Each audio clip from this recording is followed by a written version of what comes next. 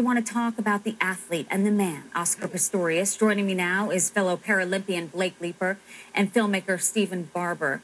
Hello to both of you. I'm so glad you're joining us to tell us about Oscar. I know you're shocked by this. I want to start with you, Blake. You competed against Oscar, and last year you tied his world record in the 100.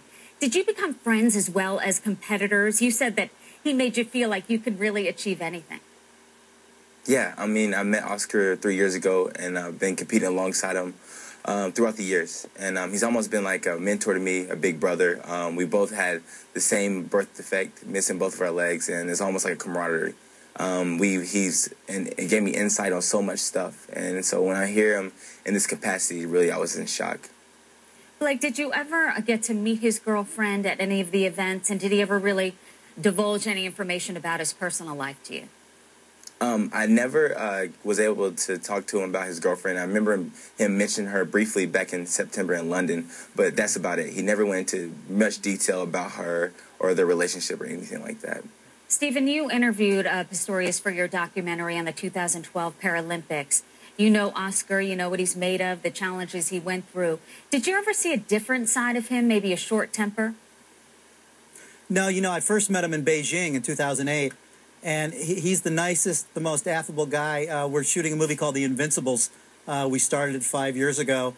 And, he spent 3 to 4 to 5 hours with every single journalist.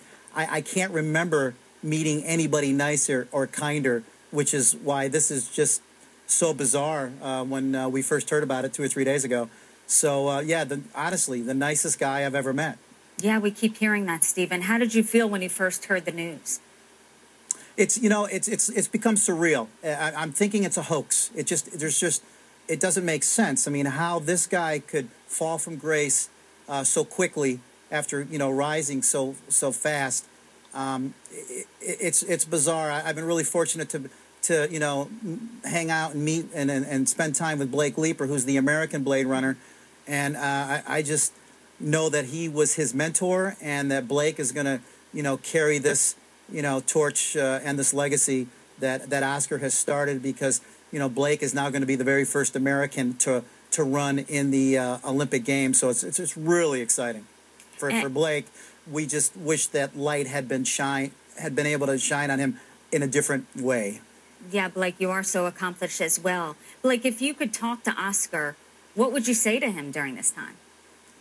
I would just say that I'm praying for him, for not only him, but both families, that we all face hard times, and try to keep his head up, and that God has a plan for all of us, and that just as long as he keeps his head up, and that I'm still praying for both sides, and to stay fighting, Stephen, Oscar is saying that he thought there was an intruder in the home. New information is still coming in. Of course, this is the beginning of the investigation.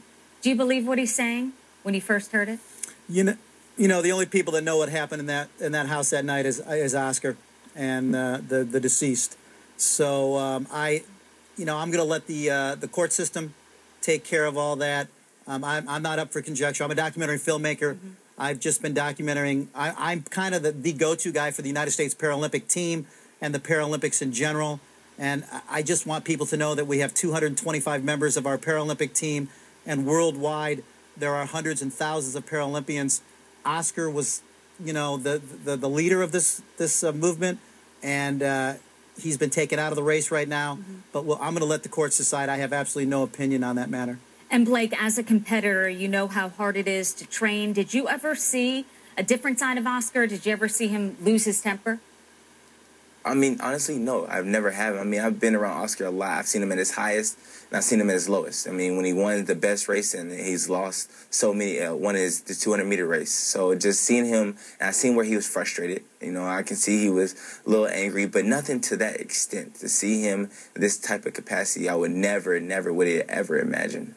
Yeah, I don't think anyone could have predicted this. Blake Leeper, Stephen Barber, appreciate your time. Thank you. Thank you so much. Thank you. Have a good morning. Thank you. And for more on Oscar Pistorius and the case, be sure to log on to CNN.com.